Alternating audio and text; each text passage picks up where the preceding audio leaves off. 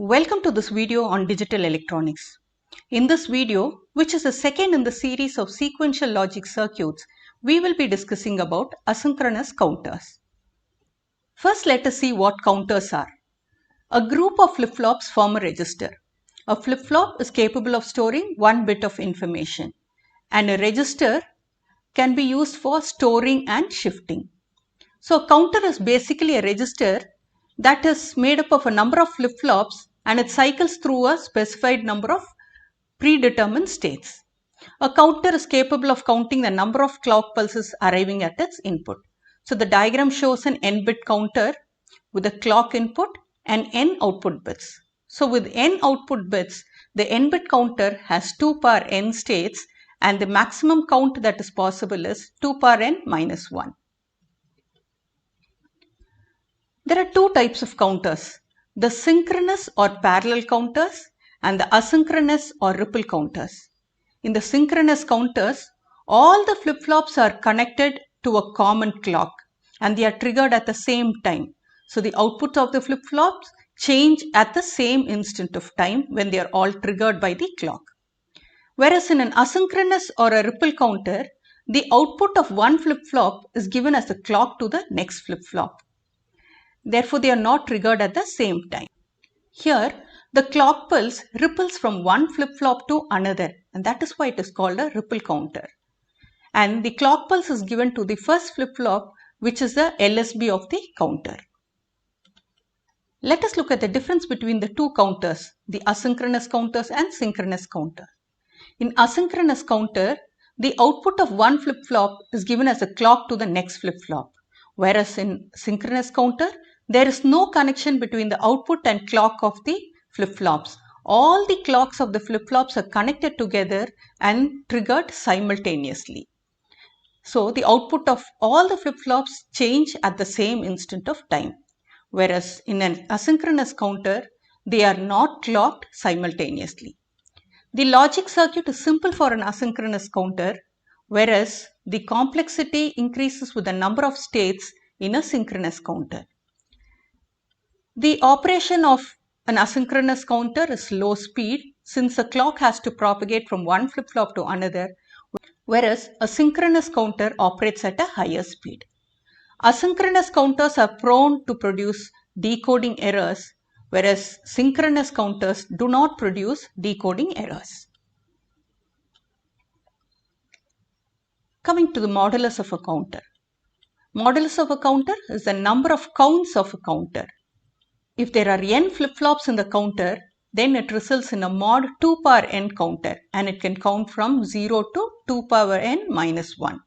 So a mod x counter cycles through x states and the values can be from 0 to x minus 1. And the output of the last flip-flop, that is the MSB, divides the input of the clock by the mod number of the counter, and therefore these counters are also called frequency dividers. Counters can be designed using JK flip-flop, T flip-flop, D flip-flop and SR flip-flops. JK and T are the most preferred flip-flops. Next, let us have a look at 2-bit asynchronous binary counter, which is negative edge triggered. The logic diagram, timing diagram and truth table for the same are shown here. So this is a 2-bit counter, therefore 2 flip-flops are required, A and B. JK flip-flops are used here. So JK, Q and Q bar, the 2 inputs and 2 outputs of the flip-flop. So similarly for B flip-flop, JK and Q bar. And this is a negative edge triggered flip-flop. So as you can see from the clock, there is a bubble and an arrow that indicates negative edge triggering of the flip-flop, both the flip-flops. And the inputs J and K of both the flip-flops are tied and given a high. So we know for a JK flip-flop, when both the inputs are high, the output toggles. And this is an asynchronous counter, so the output of the previous flip-flop is given as the clock to the next flip-flop. So now let us analyze the output of the flip-flops. So the timing diagram, the clock is given. Since this is a negative edge triggered flip-flop, the negative edges are indicated here. So let us assume the initial states of both the flip-flops are 0, 0. Now when the negative edge of the clock appears, negative edge appears to the flip-flop A, inputs are 1, so the output toggles. So output toggles from 0 to 1.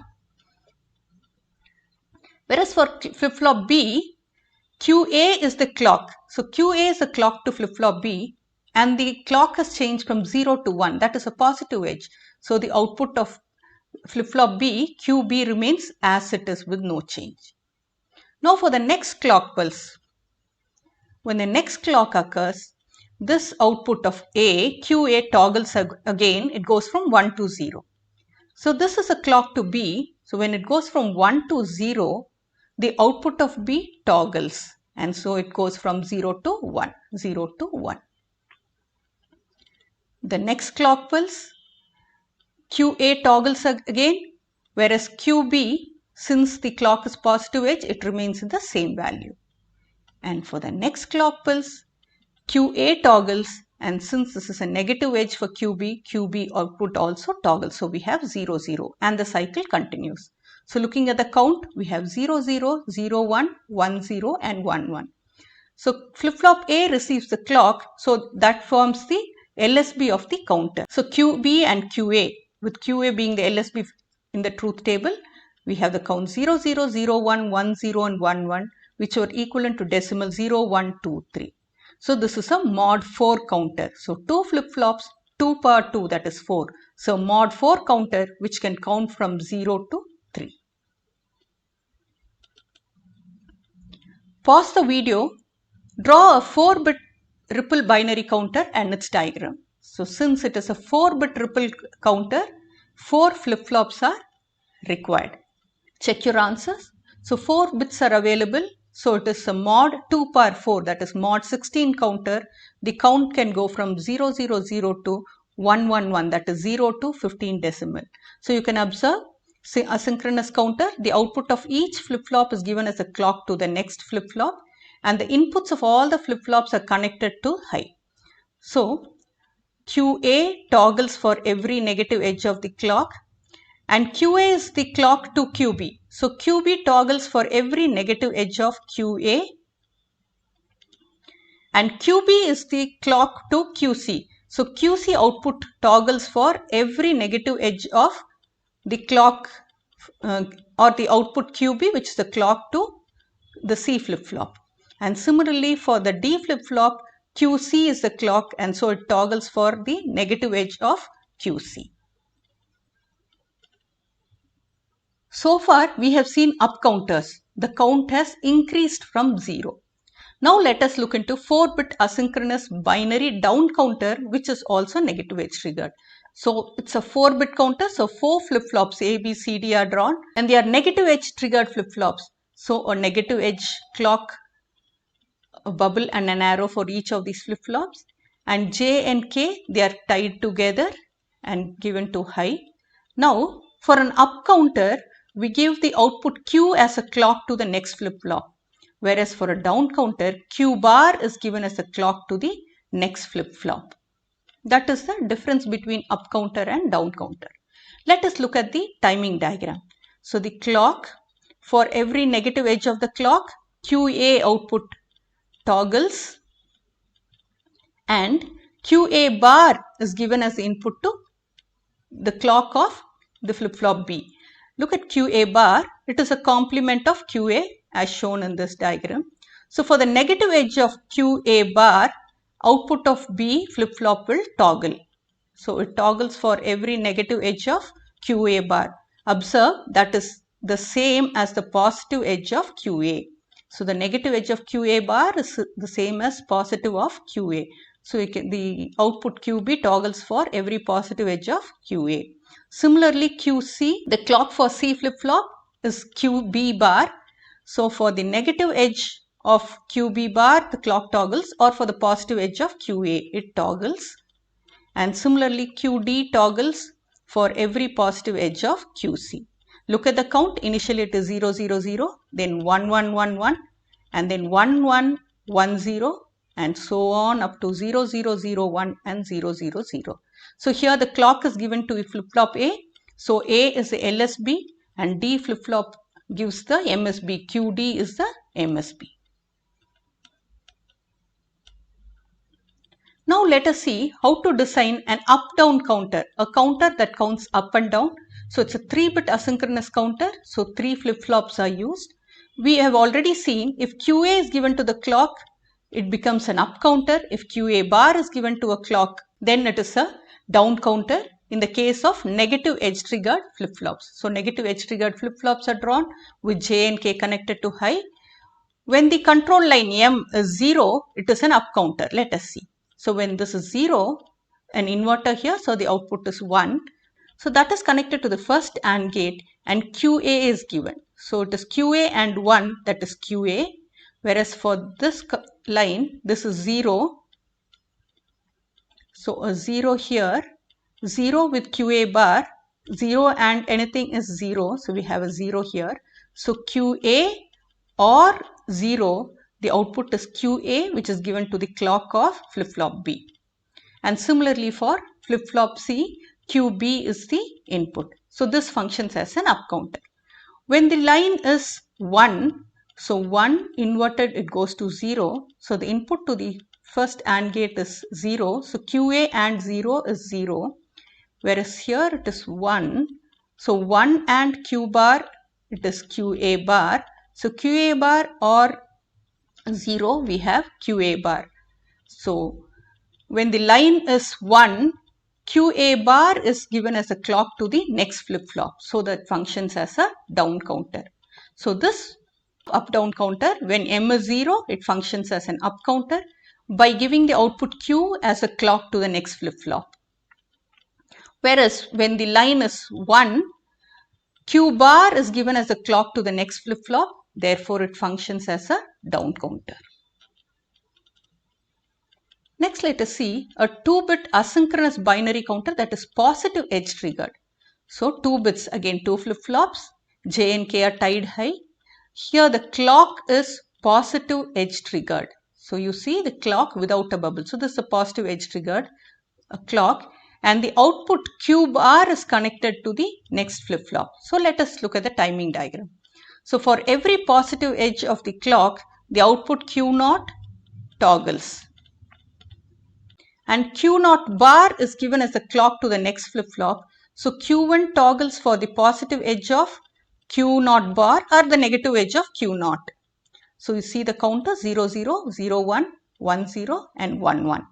So for a positive edge triggered flip-flop, if Q bar is given as the clock, it works as a up counter.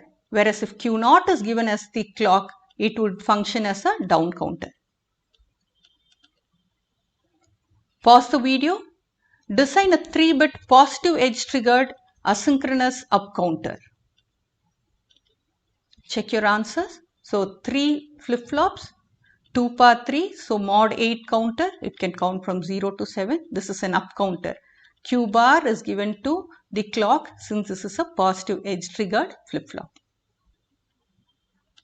So far we have seen the asynchronous counters count through the entire sequence for which it is designed.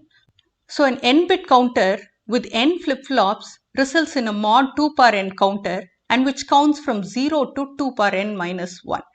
Or an mod x counter counts from 0 to x by default. For example, 8 counter counts from 0 to 7. But if we want the counter to count for a lesser value, then that can be achieved by using decoding gates. So the decoding gate output goes to a high or low when the counter has reached a particular state that we decide. So when it is equivalent to a given state, then the output of the decoding gate goes high or low and resets all the flip-flops in the counter. So let us look at this with an example. So here a diagram, a logic diagram is given. For this circuit, determine the counting sequence and the modulus number. So there are 3 flip-flops which are negative edge triggered and J and K are connected to 1. So given the normal condition, the flip-flop will count from 0, 0, 0 to 1, 1, 1. That is from decimal 0 to 7 and this is a mod 8 counter.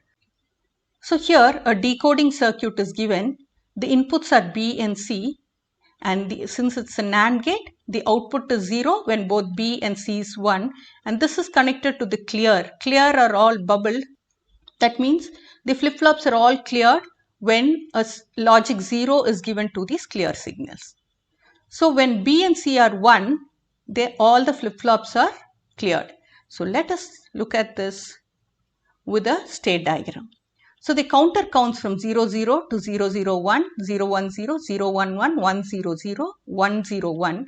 When it goes to 1, 1, 0, that is B and C are both 1s, then the output of the decoding circuit goes low, the output of the NAND gate goes low, and the flip-flops are reset. They go to 0, 0, 0. So this is a mod 6 counter which has 6 states counting from 0 to 5. So when the count goes to 110, the output of the decoding gate becomes 0 and the flip-flops are all reset. So this is just a temporary state. So the timing diagram for the same is shown. After 101, 110 is a temporary state that appears momentarily, then the output goes to 000. Here the NAND output is 0 at that point. Similarly, let us design a BCD counter or a decade counter using decoding gates. So BCD counter or a decade counter has to count from 0000 to 1001, that is decimal 0 to 9. So we need 4 flip-flops. There are 4 flip-flops. The clears are connected, clocks are all connected. The decoding gate. So here D flip-flop is the LSB and A is the MSB. So when the count goes to 1010, that is A and C are 1, all the flip-flops have to be reset. So we can look at the timing diagram. After 1001, the flip-flops get reset. So this is a BCD or decade counter. Design a mod 6 ripple counter using T flip-flops. Here T flip-flops are asked. So pause the video, design the counter,